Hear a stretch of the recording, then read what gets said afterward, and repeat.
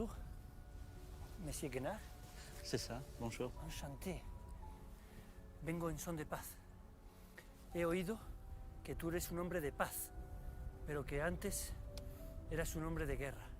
¿Me puedes contar qué ha pasado? Si.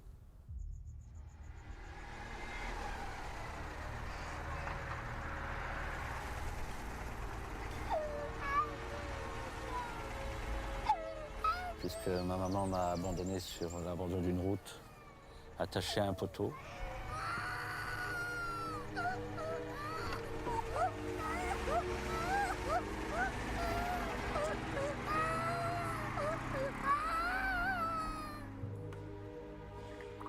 Et puis mon papa m'a récupéré. Quand il buvait, c'était pas le même homme. Et c'est comme si j'avais deux papas différents.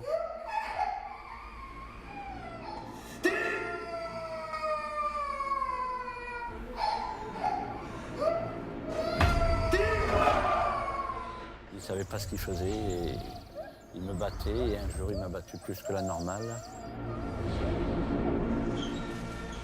J'ai fini dans un hôpital où j'ai eu la chance de sortir du coma. Mais j'allais rester 3 ans dans cet hôpital. Je suis devenu jaloux de ceux qui avaient la chance d'avoir des visites, des papas, des mamans, des frères, des sœurs. Pendant 3 ans, j'avais l'impression d'être derrière la vitrine de l'amour. C'est de voir que l'amour, ça existait, mais moi, j'étais en dehors. J'avais le droit de regarder, d'écouter, pas de visite. Et du coup, j'ai commencé à parler avec mon imagination. Et mon imagination, c'est de me dire qu'un jour, je remarcherai et que j'irai tuer mon père.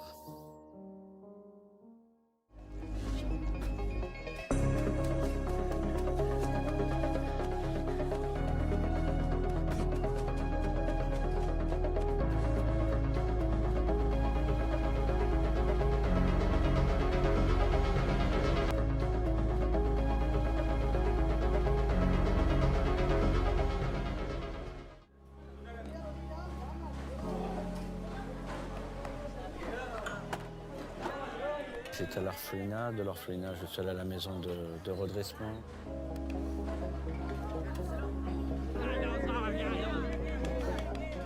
Mon carburant, c'était la haine.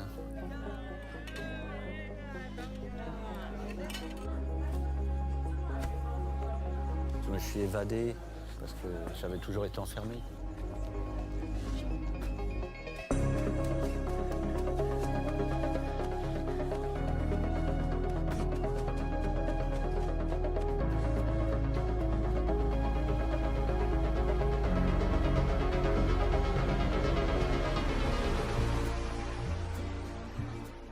Et je suis allé à Paris parce qu'on m'avait dit « Va à Paris, personne ne te retrouvera ».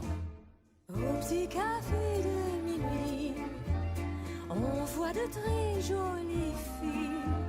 Soyez tous les bienvenus au paradis de minuit. Et à Paris, les seuls qui ont été gentils avec moi, c'est pas ceux qui vont dans les églises. C'est ceux qui rendent visite aux prostituées. Chérie, je t'en prie, sois donc gentil.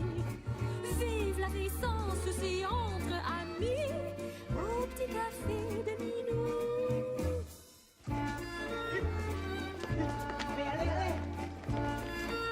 C'était ce qu'on appelait des braqueurs. Ils braquaient les banques, mais ils pouvaient aussi braquer les cœurs. Et ils ont braqué mon cœur.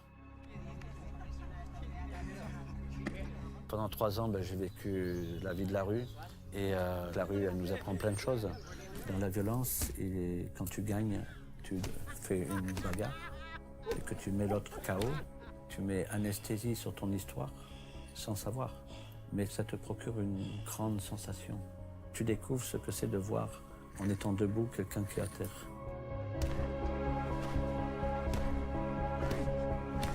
Mes amis avaient confiance dans mon coup de poing, dans ma perception. Du coup, j'avais l'impression d'être aimé par toute ma bande. C'est un sentiment extraordinaire, l'amour.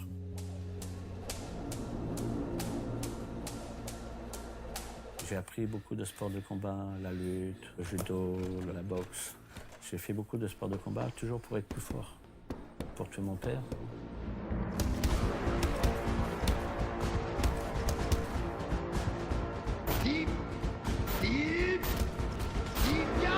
Viens du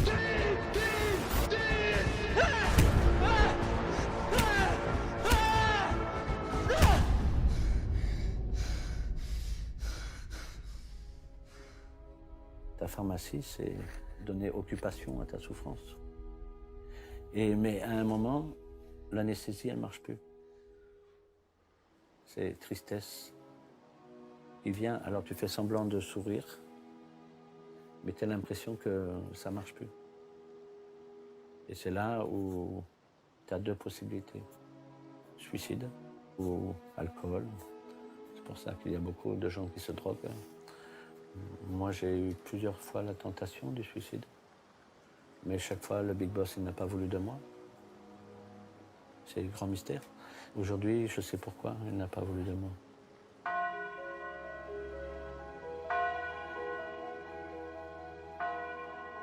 Les jours où tu pourrais tomber encore plus bas, tu tombes sur un matelas, qui est l'amour.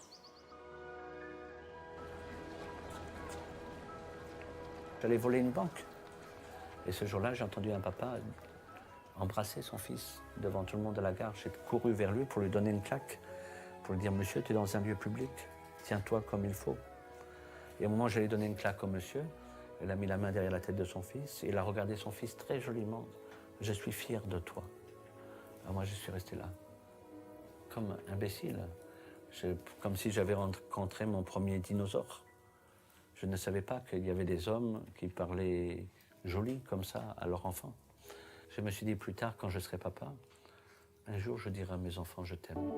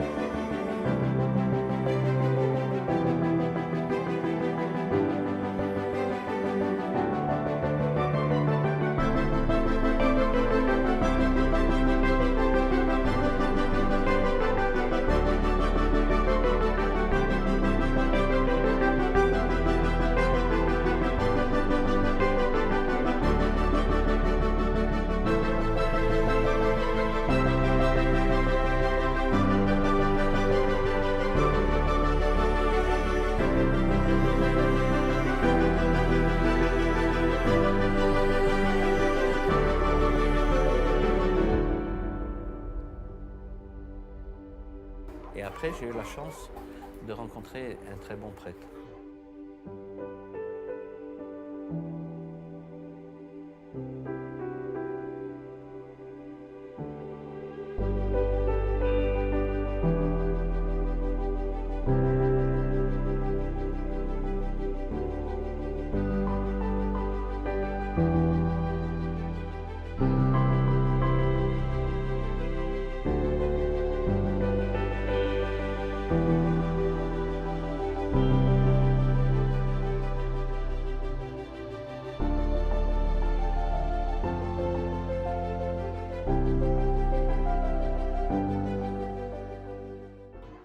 Alors j'ai frappé à la porte du prêtre à 5 h du matin et j'ai réveillé le prêtre.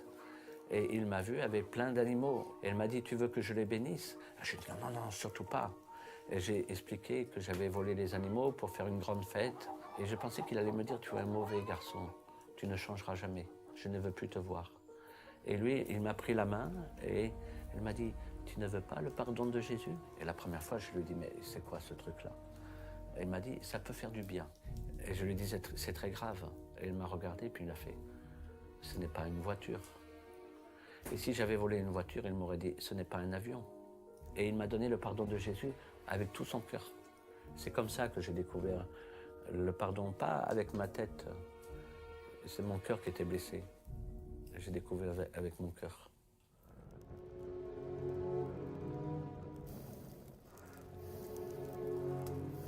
quand tu as la blessure dans ton cœur, que tu ne veux pas pardonner, c'est un peu comme les braises. Il faut attendre que ça devienne moins rouge pour s'approcher. Et je suis allé voir mon papa. Je voulais dire à mon père que je le pardonnais, que je partage mes instants présents avec mon père. Qu'il sache que j'étais un homme aujourd'hui qui avait une famille, que j'étais heureux, que j'avais vécu autre chose et que ces instants-là, ils étaient plus forts que les instants passés. Après des années de combat, j'ai enterré la hache de guerre avec mon père, avec moi-même et mon passé.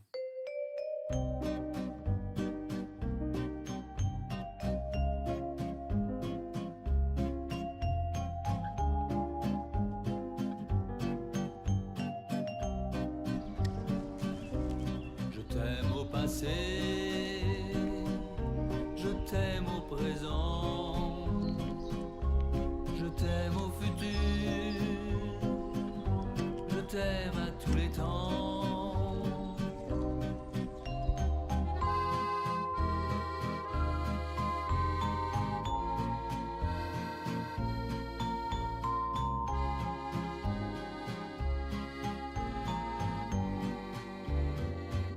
Antes de casarte con Tim, Tim te decía, Martín, tú eres una mujer buena, busca un hombre bueno, yo no soy bueno.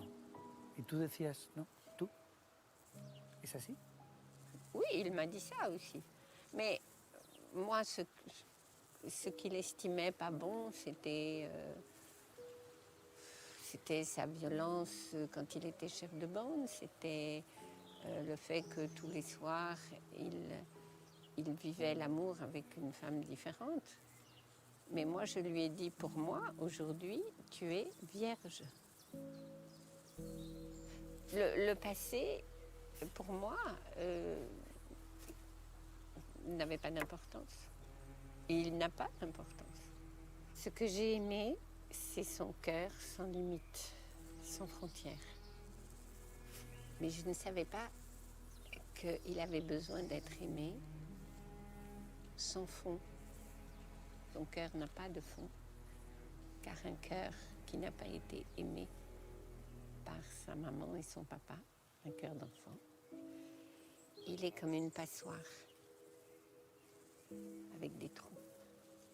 Tu verses l'amour et je pensais toujours qu'il pourrait changer par l'amour de moi, de nos enfants, de ses amis, de Dieu.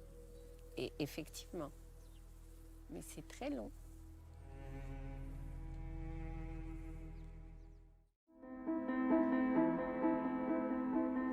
Je pense que c'était la plus grande prison.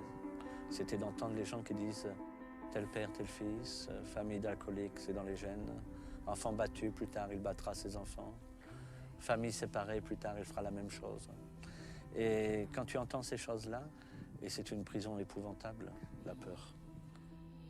Et à un moment, il faut savoir déposer des morceaux de ton histoire pour reprendre des morceaux d'une nouvelle histoire. Et c'est comme ça que tu t'éloignes de tes prisons. C'est une sensation mais extraordinaire.